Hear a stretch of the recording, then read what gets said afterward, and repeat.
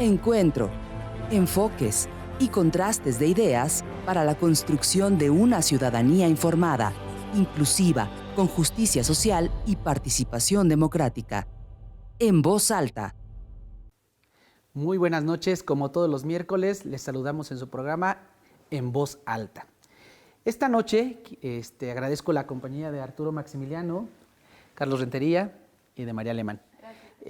Quisiéramos abordar esta noche una reflexión en torno a esta polémica que se ha desatado a nivel nacional a raíz de diversas reformas en materia constitucional, en materia legal, relacionadas con la Guardia Nacional.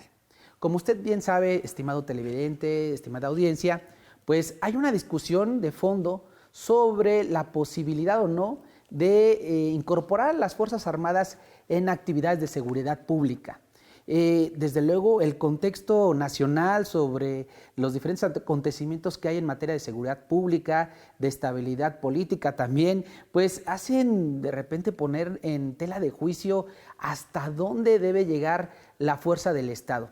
Y hay diferentes posturas al respecto, porque la gente que se dedica a la protección y promoción de los derechos humanos establece que hay una clara tendencia de violaciones a derechos humanos que están relacionadas con el ejército, a desapariciones forzadas también relacionadas con el ejército, no solo en México, en diversas partes del mundo, y que dice que habrá que tener cuidado como sociedad a incorporar al ejército a actividades de orden público en materia de seguridad.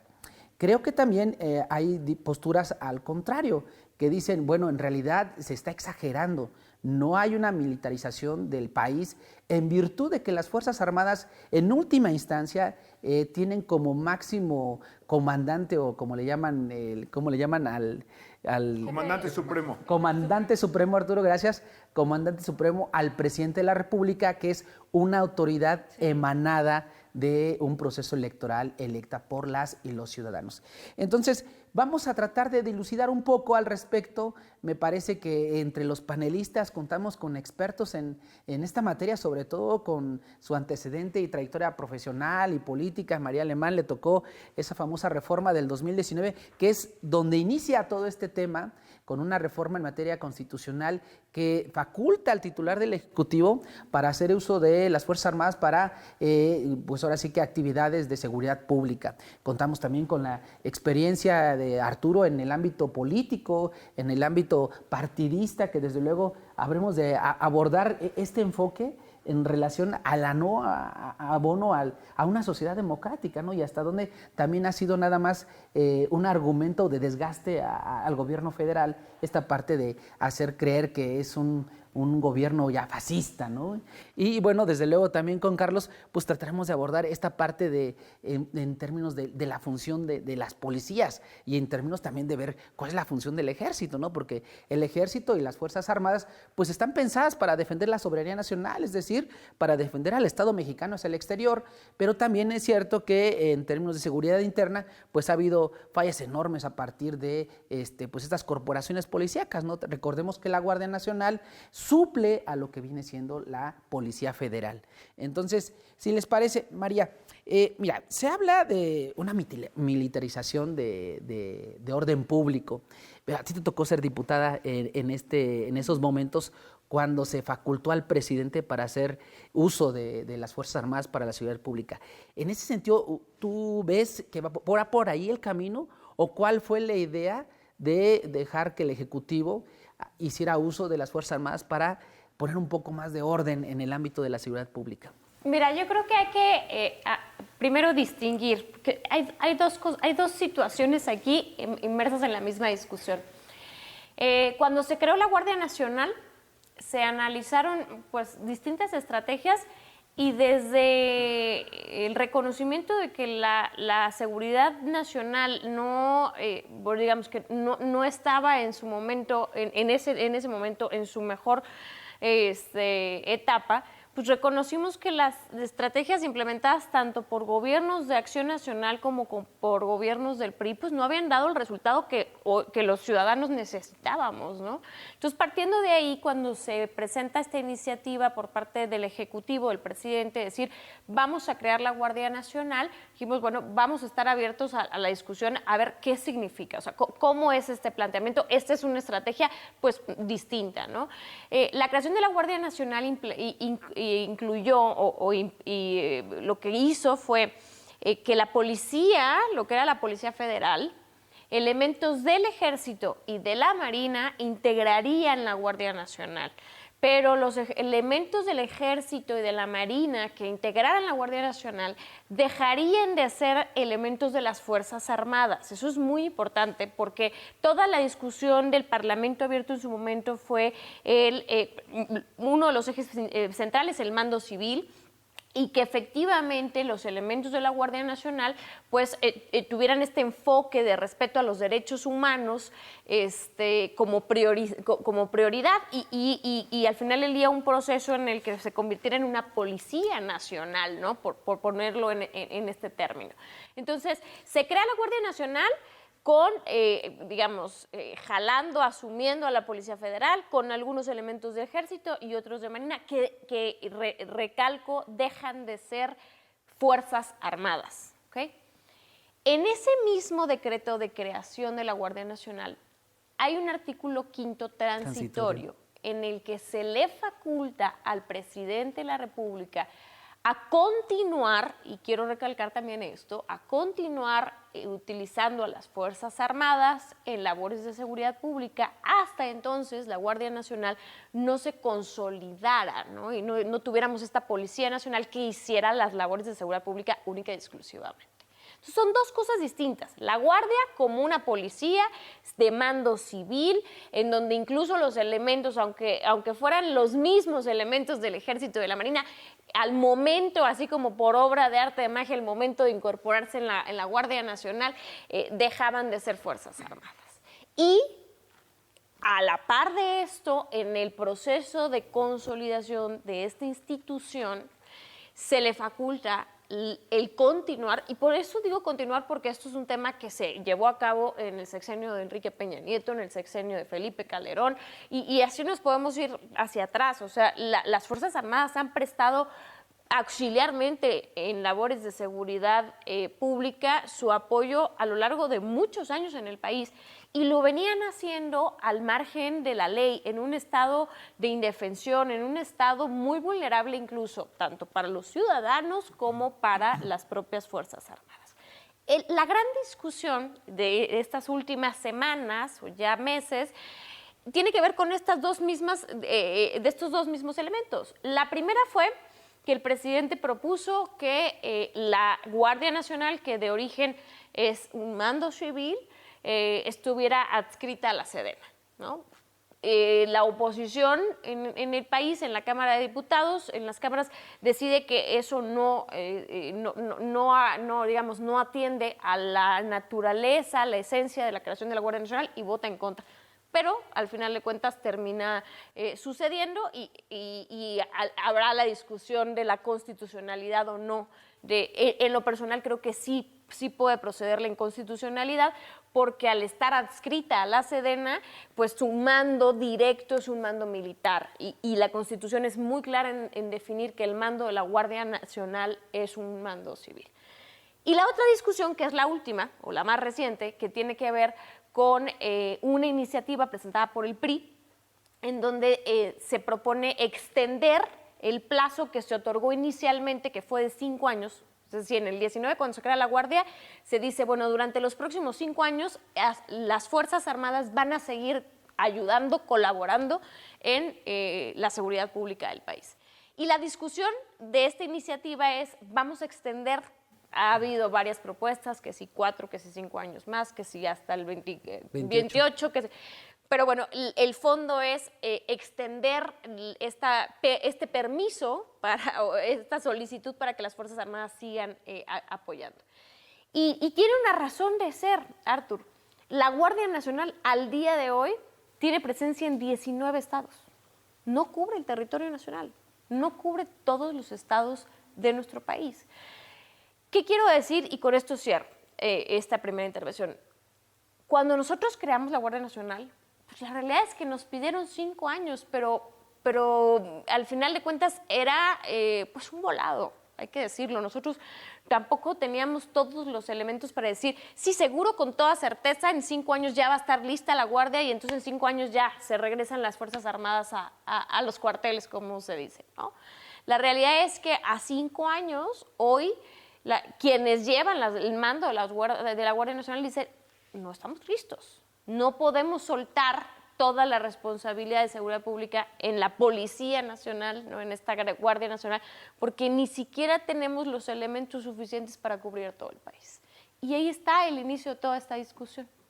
Ok, yo creo que es muy clara la explicación, María, muchas gracias. Son 3 momentos jurídicos importantes, 2019, este año, con la ya publicada en el Diario Oficial de la Federación de la incorporación de la Guardia Nacional en Sedena, y la que está todavía, bueno, supongamos que este programa se retransmitiera, pero en este momento, hoy que estamos ¿cuánto estamos hoy? 27 de septiembre. 27 de septiembre, pues todavía está atorada en el Senado esta parte de la propuesta del PRI en materia de reforma constitucional. Son estos 3 momentos legales, ¿no?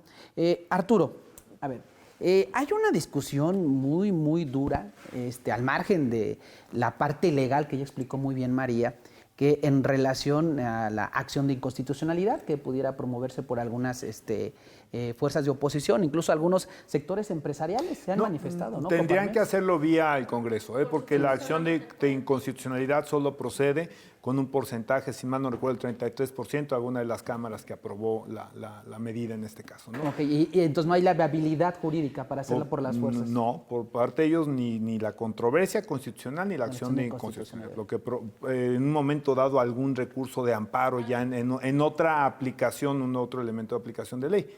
Sí. Si nos podrías ampliar un poco, Arturo, para nuestra audiencia, la acción de inconstitucionalidad sirve para y es como...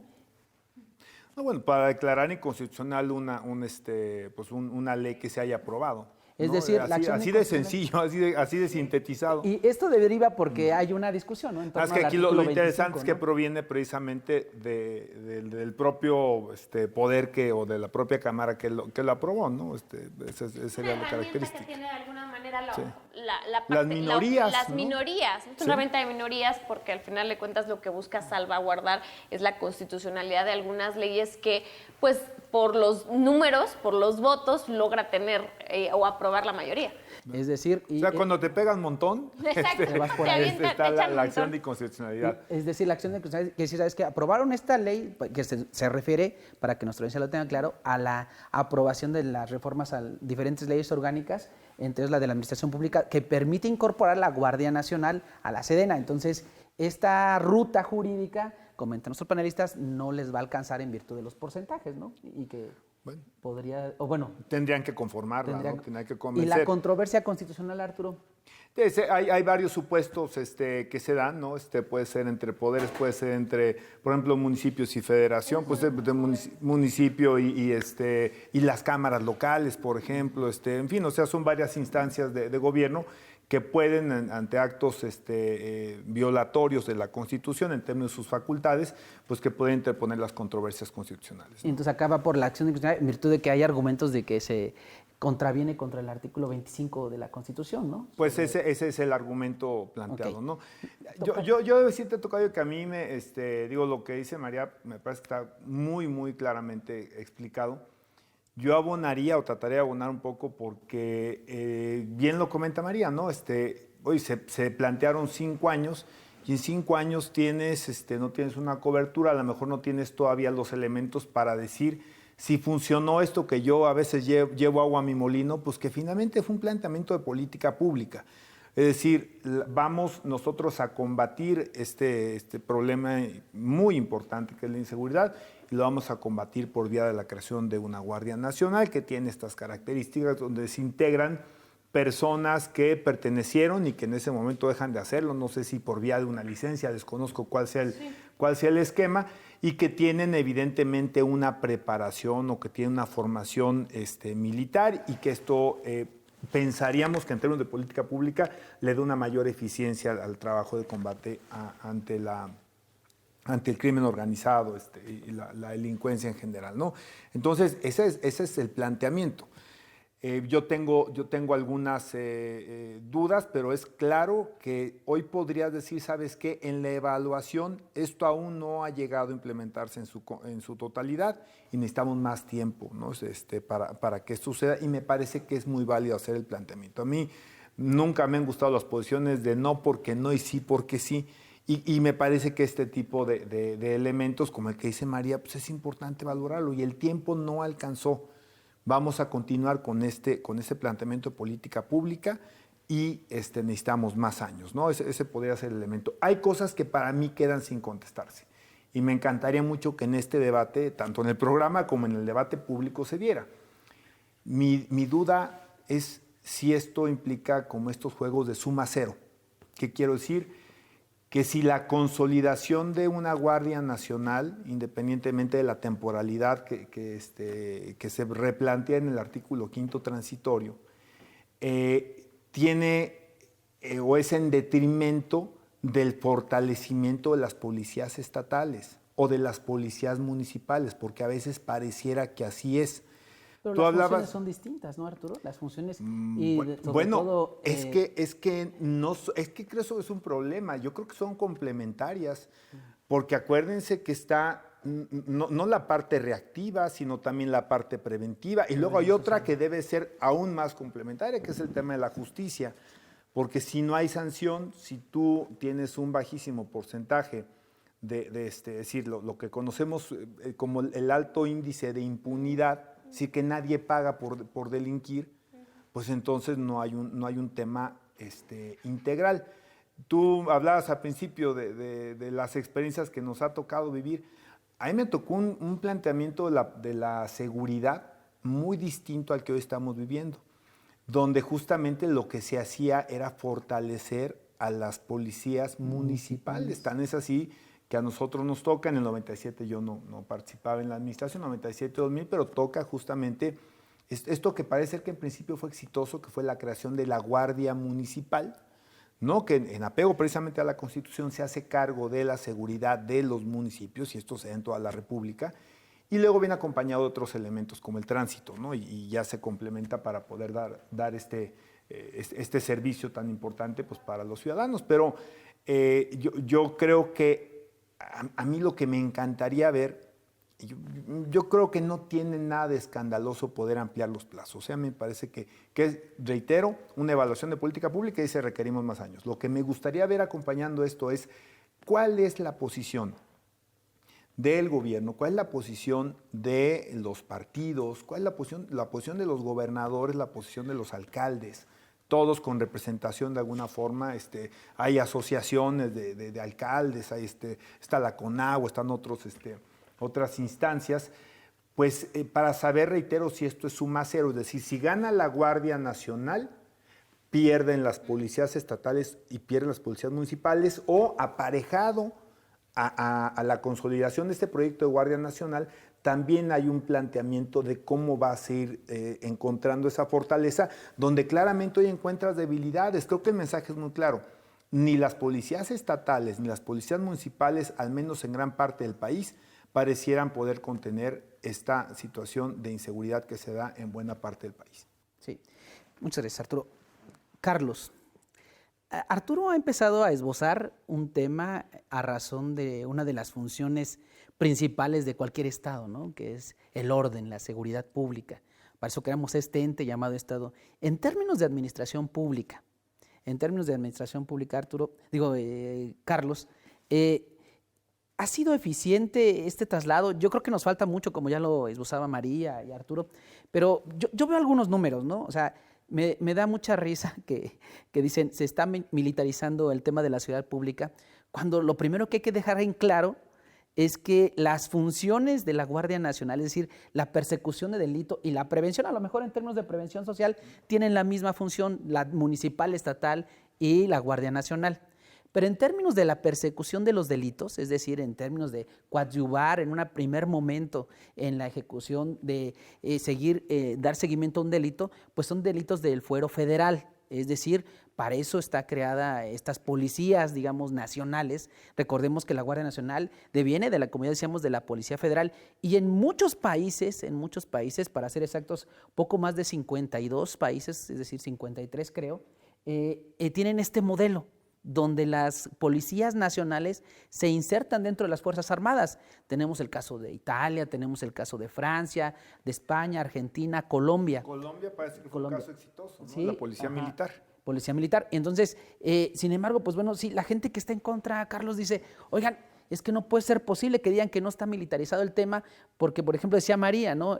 La Guardia Nacional, los mandos, pues tienen que dejar al Ejército y la Marina y se dedican a este tema. Sin embargo, el extracto real sí viene de la milicia. Dice que el 80%, fíjense bien este dato, el 80% de los 118,000 elementos de la Guardia Nacional vienen de la milicia y de la Marina, el 80%.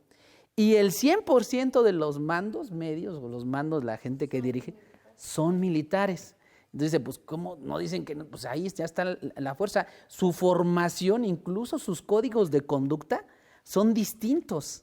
¿Por qué? Porque son muy verticales, porque a lo mejor en términos de derechos humanos y demás, ¿no? Y no voy a decir que una manchita hacia el tigre, Arturo, porque van a decir, oye, ahí el ejemplo, ¿no? A propósito del contexto de Ayotzinapa, ¿no? Como el papel del ejército en este tema, pues fue muy, muy criticado y a reciente tiempo, que de hecho es una de las cosas que dicen los padres de Ayotzinapa, ¿no? Todo va bien con el presidente hasta que tocamos el tema de la milicia. Y entonces, la gente que critica dice, oigan, pues, ojo, porque le están dando facultades a personas que su formación es distinta, porque su formación es militar.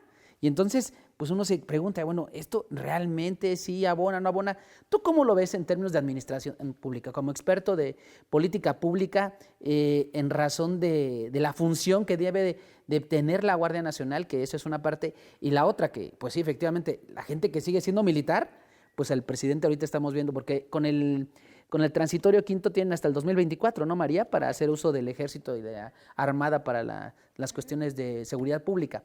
¿Tú cómo lo ves, Carlos? Yo aquí haría dos distinciones. Como política pública, es un reconocimiento del Estado mexicano de que el principal problema de seguridad del país es el crimen organizado.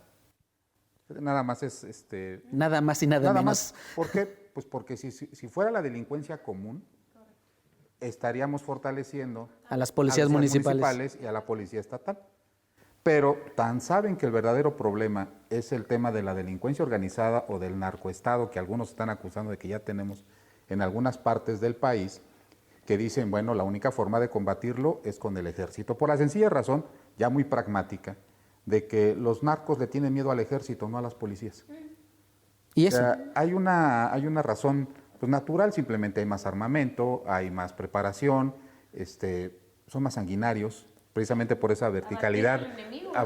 Ellos salen a eliminar al enemigo.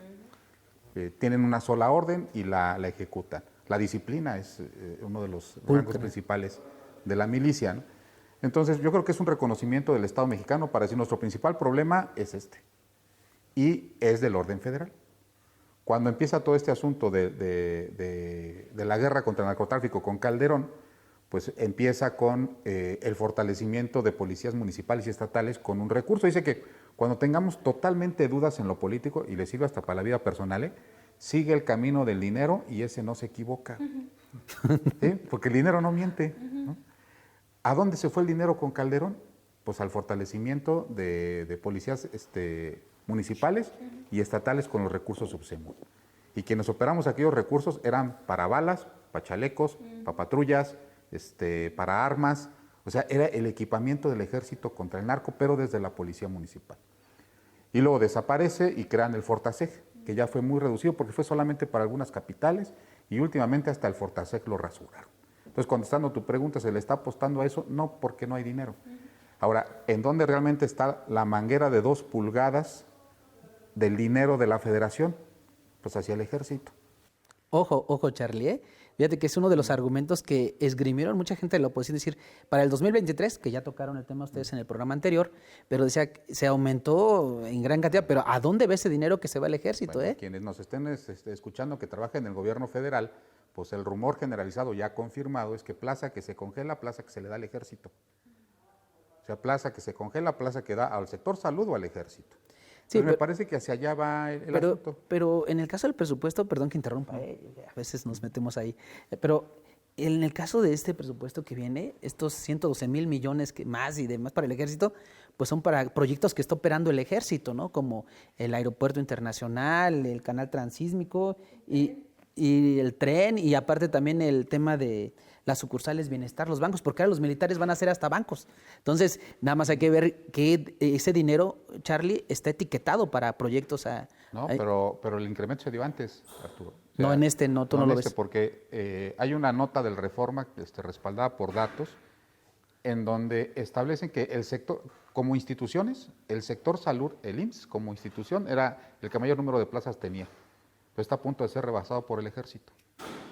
O sea que ese incremento que tú estás viendo ahí ya tiene aparejado los incrementos que se dieron en años anteriores. En los años anteriores. Sí. Va a terminar siendo la institución en términos de contratación de personal más grande del gobierno federal.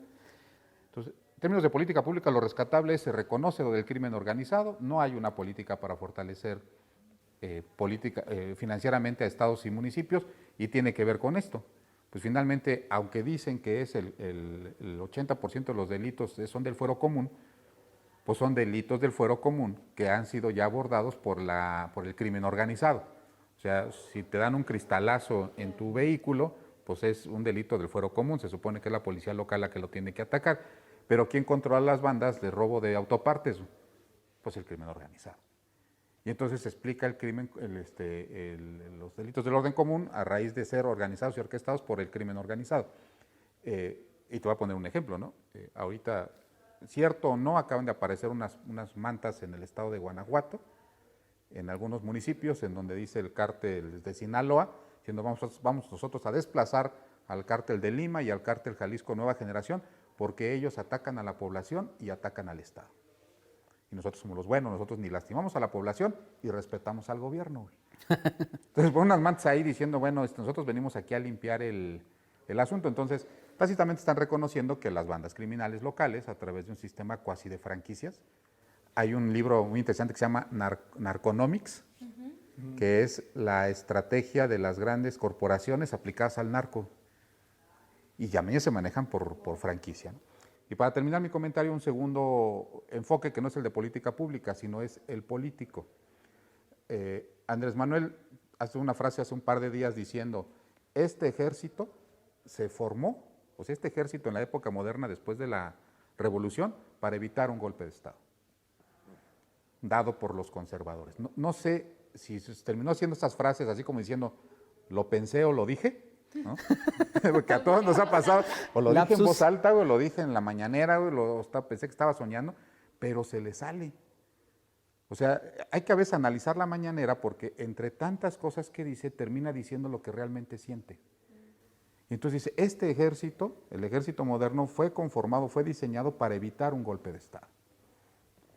Y entonces, esa es, me parece, que una razón subyacente de todo este asunto, de un temor fundado del sistema de la 4T, que dice, la única forma en la que me pueden sacar del poder teniendo la voluntad popular es con el ejército. Y entonces por eso lo tiene de lado ahora. Y por eso lo tiene de al lado y lo fomenta, ¿no? Entonces, a mí me parece que ahí está toda la explicación de la estrategia del fortalecimiento del ejército. Si me aseguro con la gente para tener respaldo popular y me aseguro que las armas no caigan en mis enemigos, adelante. ¿Qué incluye eso? Pues que los gobernadores tampoco tengan armas. Muy bien. Entonces, ahí está para el debate, ¿no? Cerramos esta primera parte con esta interesantísima conclusión de Carlos, en razón de una estrategia política, creo, bastante atinada para evitar intervenciones extranjeras incluso y que vean golpes de Estado en nuestro país. Regresamos en un momento con ustedes. Continuamos en Voz Alta. Regresamos con ustedes, muy buenas noches. Estamos platicando sobre la pertinencia o no del uso de las Fuerzas Armadas para la seguridad pública en el país. Hemos hecho un análisis muy, muy completo por parte de los panelistas en razón de este fenómeno desde el aspecto jurídico, el aspecto político, el aspecto gubernamental de política pública. Y bueno, sigue en la discusión y en el tintero varias cosas, ¿no? En razón de que hay argumentos muy, muy serios en razón y preocupaciones también muy severas en razón del papel de los militares y gente de la Guardia Nacional en funciones de seguridad pública. Y bueno, la gente que dice, no se preocupen, en realidad México no está militarizado, a pesar de que la alta comisionada de la ONU recientemente ahí expresaba su preocupación por este tema. Amnistía Internacional también ya declaraba preocupación en razón de México, sobre todo por las democracias modernas que cada vez se alejan de estos modelos y que, bueno, decían, a ver, no se alarmen, a ver, veamos los datos duros. A propósito de lo que decía Carlos sobre el dinero, ¿no? Sigamos el dinero. Y decía uno de los investigadores en materia económica más importantes en Latinoamérica, decía, a ver, en México, en realidad, no va una apuesta por el tema militar, ¿no? Dice, a ver, ¿cuánto destina del PIB? La comparación la hace con otros países, ¿no? Desde luego lo hace con Colombia, desde luego lo hace con Brasil. Dice que en América Latina, pues ellos destinan cerca del 3% del PIB, Charlie. Y dice, en México no llega ni al 0.5%. Entonces, aguas, tampoco se alarmen tan desproporcionadamente. Hace un recorrido y revisa un poco la historia de qué tanto los militares han participado en cargos de elección popular, que es lo que dice, hay que cuidar eso, que los militares no se incursten en decisiones que sí son de estricto orden civil y que, bueno, dice, a ver, ¿desde cuándo no hay un gobernador de extracto militar? No se preocupen, aunque el 100% de los medios, de los mandos medios y los mandos directivos de la Guardia Nacional sean militares, pero en el poder público, por ejemplo, en el Ejecutivo o en el Legislativo, dice, a ver, en el Ejecutivo desde el 96 no hay un gobernador que provenga de las fuerzas militares. Y dice, y en el caso del Senado, desde el 2003, no hay un senador que provenga de las Fuerzas Armadas. Entonces, no va por ahí el tema, es lo que refiere esto, ¿no? María, hablando de este tema, y no sé, a propósito de tu experiencia legislativa, en días recientes el presidente hablaba de someter a una consulta este tema de la milicia, ¿no? Desde luego, pues tú fuiste legisladora, entiendes claro que estas consultas tendrían que ser, de acuerdo a la Ley de Participación Ciudadana, pues bueno, organizadas por el Instituto Nacional Electoral, dice el presidente, incluso pues, igual la organiza Secretaría de Gobernación, ¿no? Aunque no tenga efectos vinculantes. ¿Tú cómo ves esta apuesta del presidente de seguir polemizando este tema? Abona porque la verdad es que pareciese que luego el presidente, con ese afán de estar en el cuadro y estar en el foco de la discusión y llevar la agenda de la discusión pública, se salta a las instituciones, ¿no? Y yo creo que eso, no sé, debería preocupar. Por tu experiencia legislativa, ¿se puede hacer algo por ahí? O sea, ¿va a poder hacer sus famosas consultas a mano alzada? ¿O qué estará pensando? Mira, voy a decir algo que es políticamente incorrecto, yo creo. Pero el presidente sabe muy bien que yo creo que a un importante porcentaje, al grueso de la población, la verdad, a decir verdad, le da exactamente igual si tenemos un mando militar o no. Lo que quieren es tener paz. O sea, vivir tranquilos, no salir a la calle con miedo, no regresar a tu casa a ver si tus cosas están. Ese es el bono que tiene el presidente, que el presidente entiende que la preocupación de una familia, la verdad no está en si la policía está militarizada o no. Lo que quiere la gente es vivir en paz. Y él lo sabe.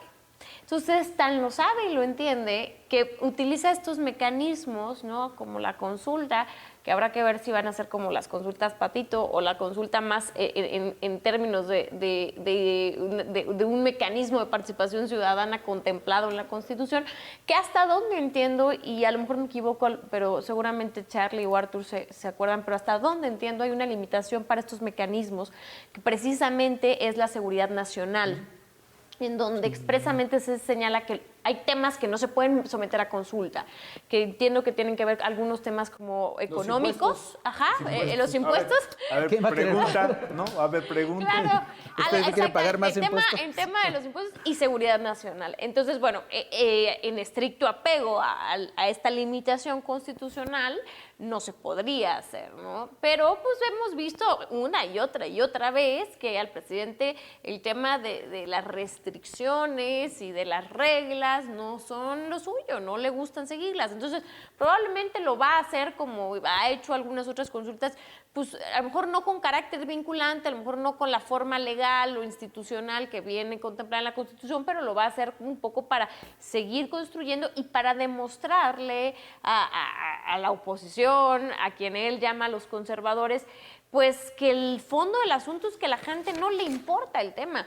Y te voy a decir otra cosa, Artur, la realidad es que yo no sé si alcanzamos a dimensionar, fuera de este sector académico, de la sociedad civil organizada, político, yo no sé si alcanzamos en la población a dimensionar por qué tanto escándalo en que se le dé tanto poder a la milicia.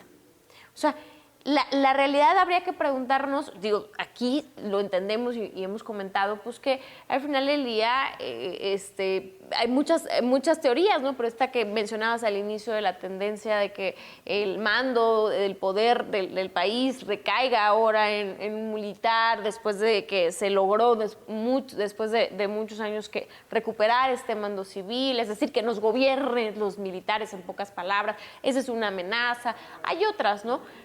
Pero ¿tú crees en realidad que la gente está preocupada por eso y crees que de verdad dimensionamos todos el riesgo o la amenaza que significa empoderar a la milicia?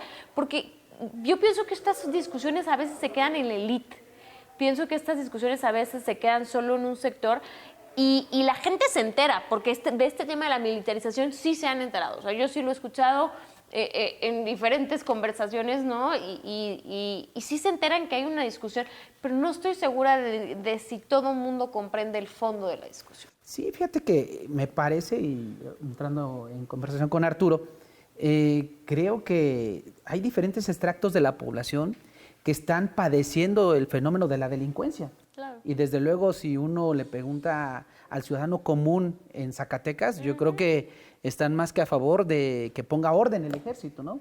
Si le preguntamos a la gente de la Ciudad de México, seguramente la sensación de tranquilidad es otra, ¿no? Y en ese sentido, Arturo, tú hablabas de un tema que me parece, y que por tu trayectoria en la situación de planeación, sobre todo a nivel municipal, pues tiene que ver con esta función que comparten estas corporaciones, ¿no?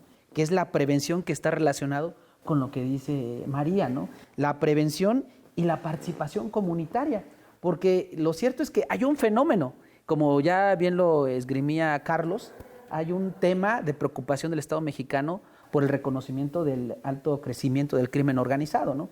Y por por las funciones propias de lo que tiene que ver con la Guardia Municipal o la Policía Estatal o esta Guardia Nacional, pues bueno, hay temas que deberíamos de entrarle y apostarle, ¿no?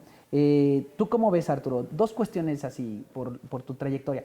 En temas de planeación y de ejecución, ya hablabas de qué se fortalece más.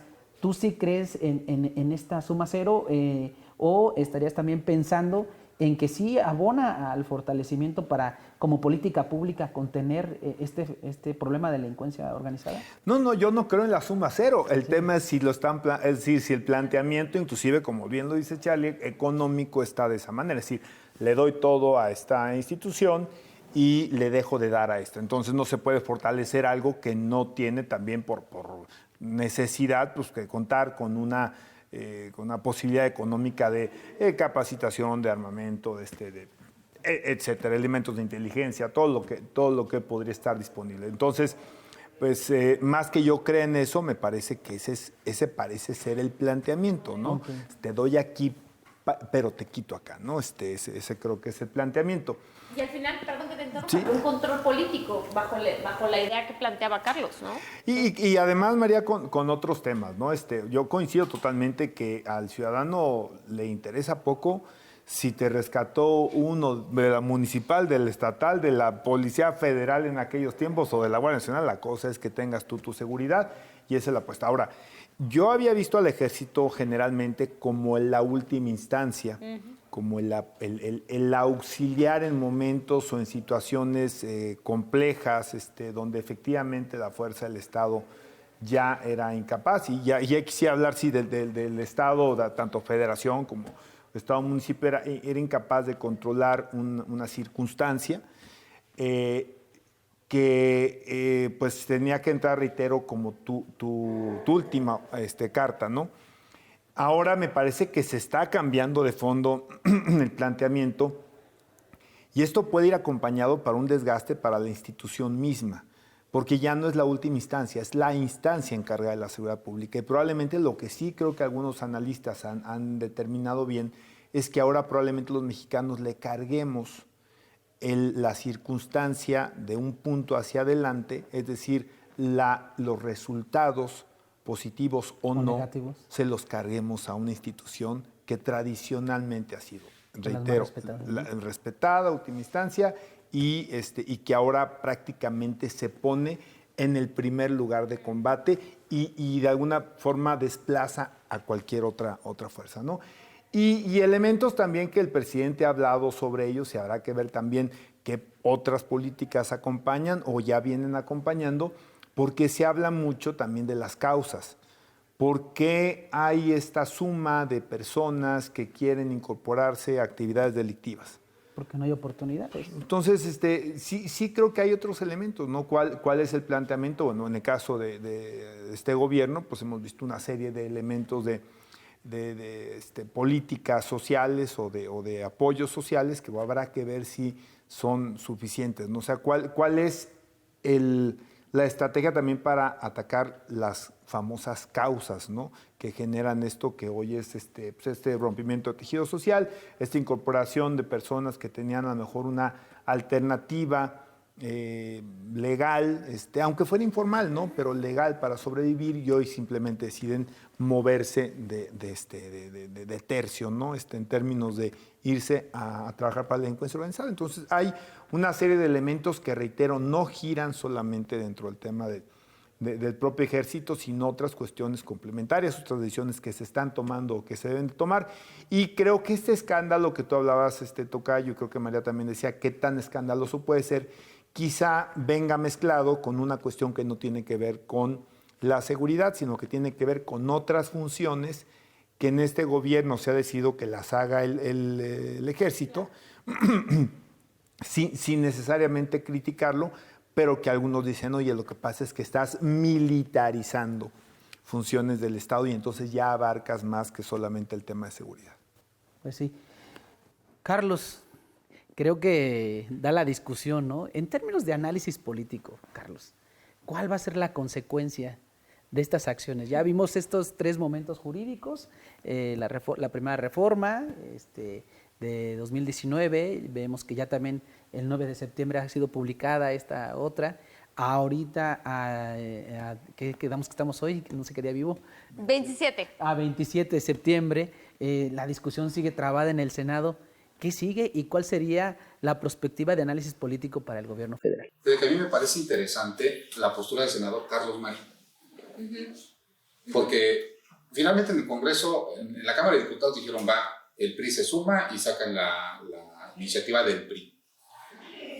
Se podrá tener muchas interpretaciones, pero lo que hicieron en el Senado con este senador es decir, bueno, ¿por qué no aprovechamos la coyuntura para subir el tema y poner el tema de fondo en todos lados? O sea, convocar un gran debate nacional sobre el tema. O sea, antes de que salga rápido, enfríenlo y el PRI toma la posición de decir, vamos a analizarlo y a desmenuzarlo.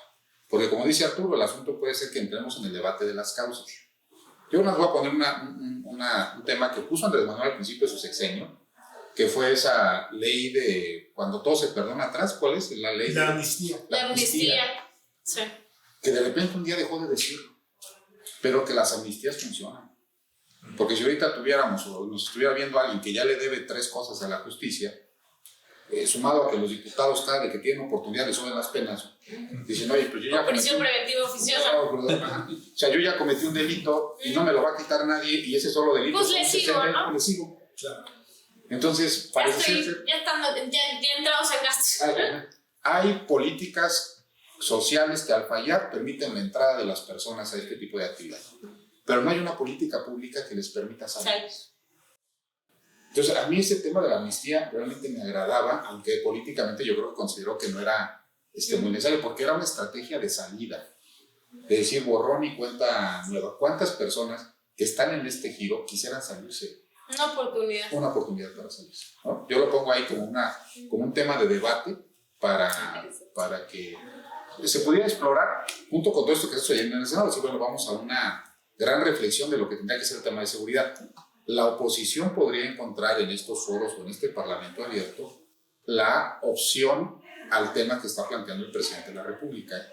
Porque ahorita las preguntas pues, son medio engañosas, ¿no? Hace 5 años le dijeron a la población, te voy a dar un bolillo, porque en 5 años viene un pollo. ¿Sí? O sea, vamos a mejorar la seguridad. Pero ahorita confórmate con el bolillo, pero en 5 años viene el pollo. Y hoy la pregunta de la consulta parecería ser, ¿quieres el bolillo o no quieres el bolillo? Ya está el pollo. No, el pollo ya no existe. El pollo ya no está en discusión. No existe.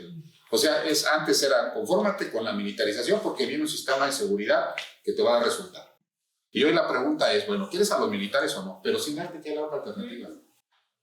Entonces, está muy curiosa la pregunta porque parecería... Es decir, Charlie, creo que es qué construyes, independientemente si es el 24, el 28, el 27, el 31, ¿qué está al final del túnel? ¿No? ¿Qué construyes en ese tramo? Onta mi pollo, o sea, perdón, que lo pongan en términos de... De acuerdo. ¿Sí? Porque ahorita tengo hambre, pero... ¿Dónde está la política pública que va a ser mucho mejor que esto? Eso es lo que yo creo que quieren encontrar en el Senado. Claro. No, y además hace mucho sentido porque al final también, no sé si tengan esta sensación de que dices, bueno, ok, vamos a extender o vamos a prorrogar, pero si no sé si esta prórroga le hace más daño a la Guardia al final de cuentas, porque, o sea, cuando te hacen la tarea, pues tú te echas a ver la tele, ¿no? Un poquito, o sea, bajo esa lógica. Pero si ahorita se delimita o se establece muy bien qué se quiere en otros 5 años, Claro. y la oposición sale con esa bandera que sale de un foro de debate. O sea, te voy a poner un ejemplo, ¿no? El diputado Krill sale con una propuesta muy clara y dice, hagamos una agencia especializada, como en Colombia, de combate al crimen organizado. No toda la organización. O sea, vayamos de la estrategia a una táctica. Y la táctica nada más es una parte de la organización dirigida al crimen organizado. Esa es una propuesta de Santiago Krill. Pero si saliera de los foros de debate, entonces la oposición ya tiene una bandera, que hoy no la tiene, sobre el principal tema de mayor importancia en el país. Entonces, se está montando en la aprobación del presidente para sacar su bandera. Me parece que es una posición interesante. Y la segunda, que es de cuidado, ¿no? Que decía María, pues a la gente le interesa que le den resultados, y yo coincido en eso. Pero no sé, me gustaría tener un Zoom con la gente en Chile, con la gente en algunos países de Latinoamérica, Nicaragua, cuando le dices, oye, ¿qué opinas que salgas tú de tu casa y veas un policía que te va a ayudar o un militar que te va a ayudar? No, pues nada, güey, porque los dos me van a ayudar. ¿Qué opinas que el presidente de la República le dé la indicación al militar que te reprima? Ya no estuvo tan chido, ¿no? O sea, cuando se trata de la ayuda, me parece que la ayuda es bienvenida de donde venga. Pero el tema es centralizar todo el tema en un poder, y yo nada más pongo esta preocupación. Imagínense lo que está pensando Andrés Manuel, que dicen, saco la reforma hoy como sea, porque siente que en el próximo periodo, en la próxima legislatura, Ya no sale. le va a quedar mucho más lejos la mayoría calificada. Mucho más lejos. Entonces dice, ahorita, ¿por qué no lo hizo su primer trienio cuando la tenía de forma más sencilla? Y segundo, si esto no lo alcanza el partido en el poder, mucho menos los partidos en oposición. Dios guarde la hora en que nos llegue un presidente que utilice toda esta fuerza del Estado para un objetivo diferente para el que fue creado. La concentración del poder ni en las películas resulta Positivo. ¿no? Un minuto para cerrar, Arturo. Me parece comentario que yo concluiría, creo que va a ganar, va a perder la oposición el debate, voy a decir por qué. Digo, quien sea la oposición, porque puede ser que se conforme un bloque también PRI-Morena en algún replanteamiento que haga el senador Marín, porque me parece que atiende un poquito a lo que decía María. La gente quiere que se resuelva el problema y me parece que de acuerdo con encuestas que no son necesariamente de mano alzada, sino que tienen una metodología, aparentemente los mexicanos quieren o confían que el ejército puede resolver esta situación. María, un cierre, nos vamos. Sin duda, creo que en el fondo a la gente lo que le interesa es resultados y vivir en paz. Y a veces estas discusiones parecen ajenas a eso, parecen en otro plano, no en la vida del día a día, en la cotidiana. Ok, pues Charlie, creo que hemos abonado lo suficiente. Quisieras Darnos un comentario. Yo creo que esto que está por pasar es lo que tiene que suceder. No creo que sea lo mejor, pero es lo que hay. Y a la Federación le salió un principio jurídico, ¿no? Decían que nadie puede argumentar en defensa de su propio dolo. Pues esto sí sucedió en el caso de la Federación. Pues les agradezco muchísimo a los tres. Muy buenas noches. Sobre todo, les agradezco a ustedes el favor de su atención. Esperemos que estas reflexiones les abonen un poco a entender esta discusión que a nivel nacional se está dando en México, tan importante para las y los mexicanos. Muy buenas noches y nos vemos en una próxima ocasión.